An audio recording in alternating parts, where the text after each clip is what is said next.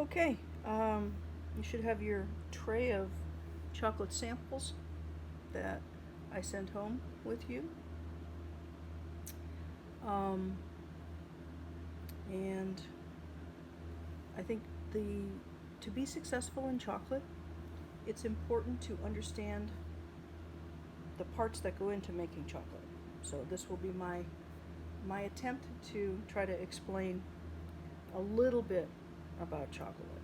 So in your first, we're going to be talking about chocolate and moving in this direction here. We're going to start with the cacao bean and do these in rows here. So starting with the cacao bean, what you have there is a criollo bean, which if you remember from the lecture, you know criollo is the prized cacao bean. So this is what it looks like after it's cultivated, harvested, fermented, and dried. So what we want to do is break it open like they would do at the chocolate factory. So I'm going to take it and I'm going to twist it, and it'll actually open up. I'm going to try to take it in a little bit closer so you can see that on the outside there's kind of a papery coating that's not edible, and the inside is, so you can see that's kind of like a real thin little shell, a thin shell, and then inside is the edible part of the cacao bean. This is very much like a chopped nut. You take off the outside and you're left with the bulk of the nut. So I'd like you to do that. If you're having trouble breaking it open, one thing you can do is take it and put it under a tray or a pot and push down, and it will open right up.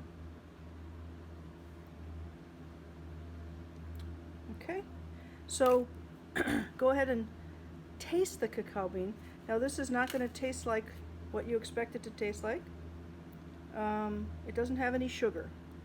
So if you'll notice that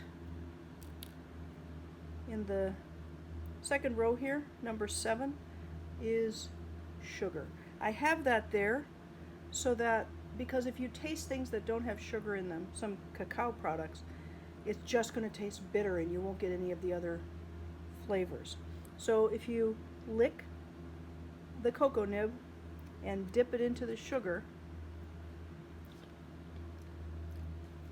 then when you taste it, you won't be overwhelmed by the bitterness, and you'll actually be able to taste some of the chocolate flavors.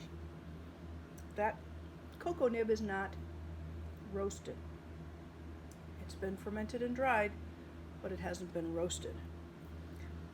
Next to it are some roasted cocoa nibs that I purchased, already hulled and chopped and roasted and ready to go. So I'd like you to do the same thing with this one. You can lick it a little bit, put it in the sugar, and then taste it and see if you think it tastes the same or if there's a difference. Roasting is a super important part of the process. The next thing here is the chocolate liquor. It's interesting, it's called chocolate liquor, but it's not liquid as you would expect maybe for a liqueur. If you break it, it should have a real sharp snap.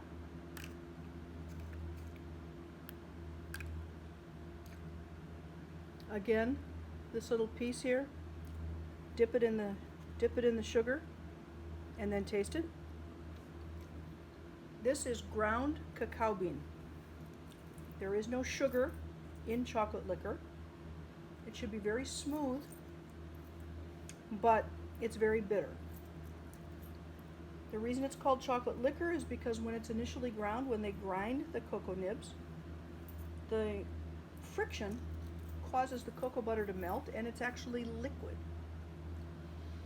So it's initially in the liquid state, but then After the heat dissipates, it becomes solid, and it actually is very solid.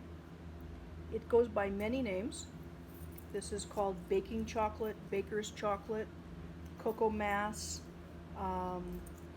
You can find it in the grocery store in the baking section under bitter chocolate. We'll be talking more about this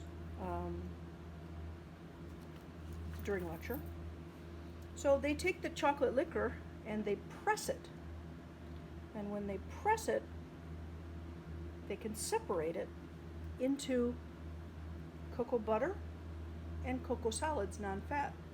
And the next two cups we have here are natural cocoa powder and Dutched cocoa powder. So once they squeeze the chocolate liquor and they take off most of the cocoa butter, they're left with this dry material. And looking at them, you can see that they're different color. Natural cocoa powder is normally a little lighter in color. And I'd like you to not just notice how they look different, but then I'd like you to taste them. Now again, this is still an unsweetened product, so I'm going to suggest that you dip your finger in the sugar and then dip your finger in the cocoa and have a taste. You don't need a lot of sugar, but you do need some sugar in order to distinguish all the flavors that are available.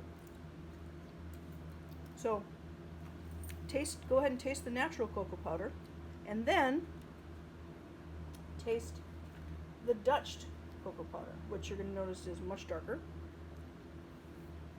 And I'd like you to try and describe the difference between those two.